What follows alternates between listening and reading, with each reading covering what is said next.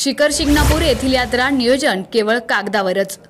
अतिक्रमणाबाबत तक्रारी होऊनही ग्रामपंचायत आणि संबंधित विभागाचं दुर्लक्ष। पाहुयात सविस्तर बातमी।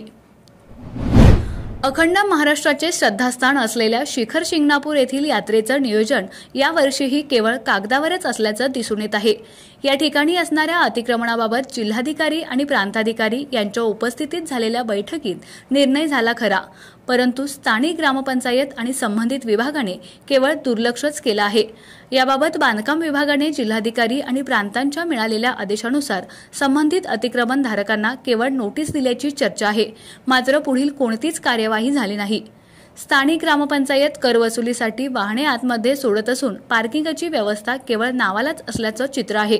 पोलीस प्रशासनावर सगळा भार टाकून आपली काहीच भूमिका नसल्याचं सोंग स्थानिक ग्रामपंचायत घेत असल्यानं गेल्या वर्षीसारखी भाविकांच्या आणि खाजगी विक्रेत्यांच्या वाहनांची गर्दी या ठिकाणी पुन्हा एकदा पाहायला मिळू शकते। त्यामुळे फक्त कागदावरच्या यात्रा नियोजनामुळे यावर्षी सुद्धा भाविकांचे प्राण संकटात सापडू शकतात। त्या दृष्टीने प्रशासन आणि स्थानिक ग्रामप्रशासनाने योग्य उपाययोजना करून मार्ग काढणं गरजेचं आहे, नाहीतर गेल्या वर्षीसारखी परिस्थिती पुन्हा एकदा निर्माण होऊ शकते, असं मत भाविक आणि स्थानिक नागरिकांमधून चर्चेदरम्यान व्यक्त केलं जात आहे। सध्या शिखर शिंगणापूरमध्ये भाविकांची वर्दळ वाढू लागली आहे। येत्या काही दिवसात भाविकांचा महापूर दरवर्षीप्रमाणे लोटणार आहे।